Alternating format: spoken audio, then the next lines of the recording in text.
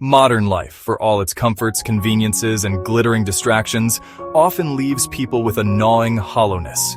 You may notice it yourself. The days are full of activity, the nights are lit with endless entertainment, and yet somewhere in the pit of the stomach, there is a whisper of dissatisfaction.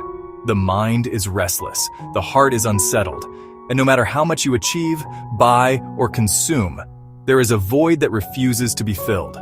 From the perspective of Sanatana Dharma, this is not surprising. For centuries, our sages have warned that chasing only the outer world while ignoring the inner journey leads to a state of shunyata, a kind of spiritual bankruptcy. The Aghoris, in their radical and uncompromising wisdom, have gone even further. They say, modern life feels empty because it is built on denial, denial of death, denial of impermanence, and denial of the truth of the self. Let us understand this slowly.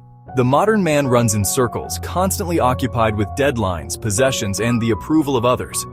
But ask yourself, what happens to all these achievements when death arrives? The Aghori lives with this awareness every single moment. While the world hides from the cremation ground, the Aghori makes it his home.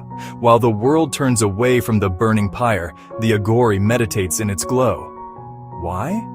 Because he knows that life without the remembrance of death is illusion. To live as if you will not die is the greatest lie. And when life is built on this lie, emptiness is inevitable. The Aghori says, look at what you cling to. Youth, beauty, money, relationships, possessions. All of these are perishable. They rot, they fade, they dissolve. If your sense of self, your happiness, and your meaning depend on what is perishable, then your existence will always feel fragile and hollow. When these things slip through your fingers, as they surely will, you are left with nothing but despair. Modern life celebrates this fragility. It tells you that success lies in accumulation, in image, in more and more consumption. But the more you consume, the more your hunger grows. This is why people in cities, surrounded by abundance, often feel more lost than those living in simplicity. They are feeding the body and starving the soul. The Aghori answer is stark, but it is liberating. They remind us of the principle of vairagya. Detachment, not in the sense of abandoning life, but in refusing to make your identity dependent on the temporary. The true self, Atman, is eternal, untouched by the decay of the body or the fluctuations of fortune. When you anchor yourself in the Atman, the emptiness of modern life dissolves. Now you may ask, how can I, living in this busy world, approach such wisdom?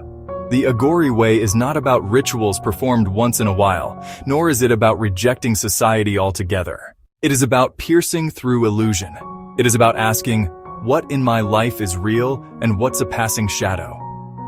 Consider your relationships. Do you love another person because they fulfill your needs, or because you recognize the eternal self in them? If it is the former, you will always fear losing them. If it is the latter, your love becomes unshakable, beyond time and form. Consider your ambitions. Are you working simply to earn status and wealth, or are you offering your work as a yajna, a sacrifice, a service to the divine presence in all? If it is only about status, then no amount of achievement will soothe the heart. If it is service, even the smallest act brings fulfillment. The Aghori reminds us that life is sacred only when lived with awareness of both extremes, life and death, creation and destruction, beauty and decay. To deny either is to live in illusion.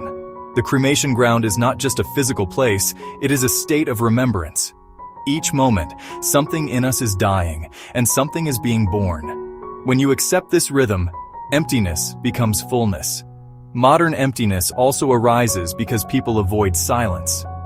The Aghoris enter deep meditation in the stillness of the night, where the only sound is the crackle of the fire and the beating of their own heart.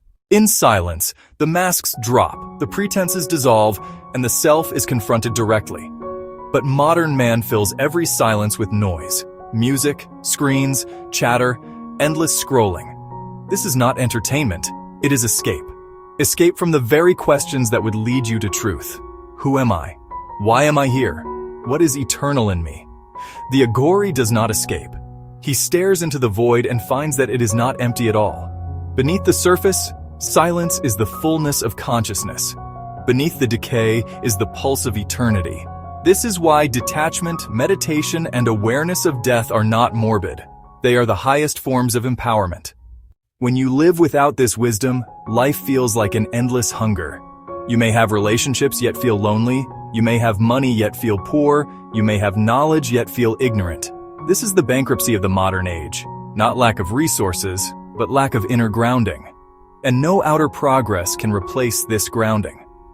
But when you turn inward, even a little, something shifts.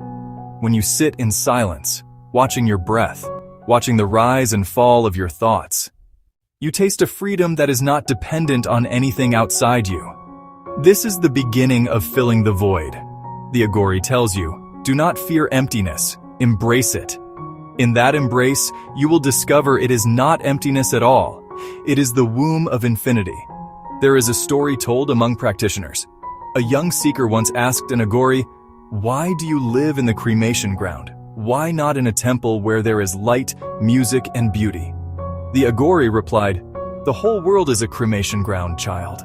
Everything you see is burning, even as you speak. Your youth is burning away. Your time is burning away.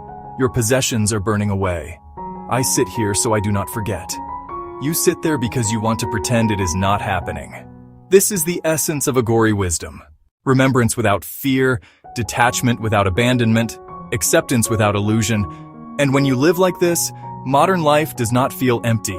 It feels sacred. Every breath a miracle, every relationship a divine play, every moment a step toward liberation.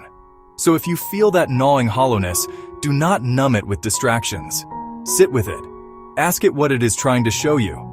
Perhaps it is pointing you toward a deeper truth, that the soul is hungry for what cannot be bought, cannot be streamed, cannot be consumed. It is hungry for the eternal.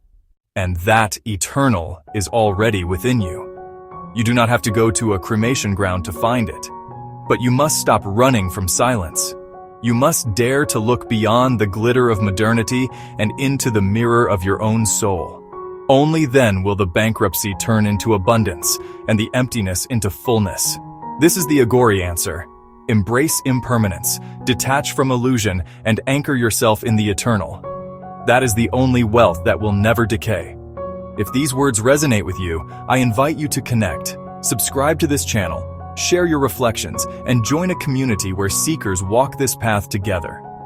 For though the journey inward is solitary, it becomes lighter when we know that others too are seeking the same truth. Together, we can remind each other that we are not alone, and that the eternal presence is always with us.